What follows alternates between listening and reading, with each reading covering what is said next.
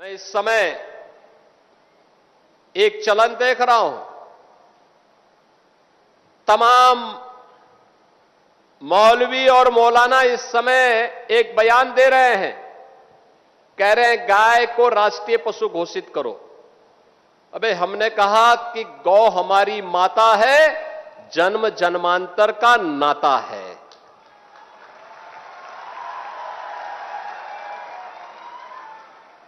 क्या मां और पुत्र के बीच में कुछ घोषित करने की आवश्यकता पड़ती है क्या? क्या किसी पुत्र को बताने की आवश्यकता पड़ती है कि तुम्हारी मां है, इसका सम्मान करो? ये हमारे संस्कार हैं। हमने अपनी मां के बारे में जो सम्मान का भाव रखते हैं वह भी, और हमने गाय को माता माना है, तो गाय तो हमारे लिए माता है, वह पशु नहीं। पशु तुम्हारी बुद्धि है, जो तुम हमारी गौ माता को पशु बोलते हो। तुम्हारी सोच पशुवत है, जो तुम गौ माता को पशु बोल रहे हो।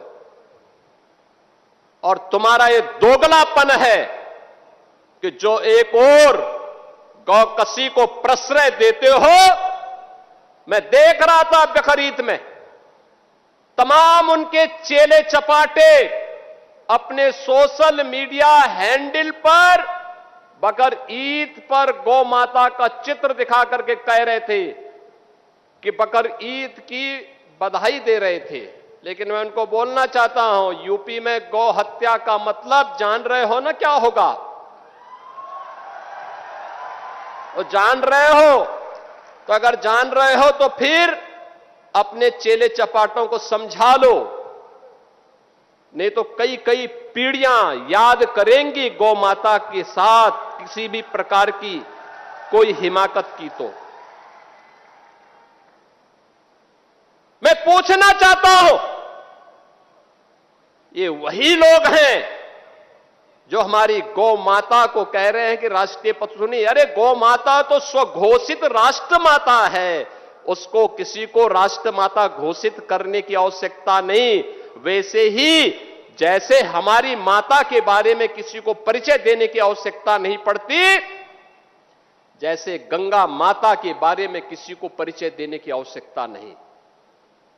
हम सब गंगा माता की आरती करते हैं, गंगा पूजा करते हैं, अपने साथ गंगा पुत्र जोड़ करके अपने को सम्मानित महसूस करते हैं। हमारे तीर्थ मां गंगा के तट पर हैं, हमारे सारे संस्कार मां गंगा के तट पर संपन्न होते हैं। क्या कोई हमें बताएगा कि गंगा हमारी माता है? ये स्वतः स्फूर्त घोषित है, किसी आक्रांता को बताने की आवश्यकता नहीं। ये हमारे संस्कार हैं। हमने गौ को माता माना है, हमने गंगा को माता माना है।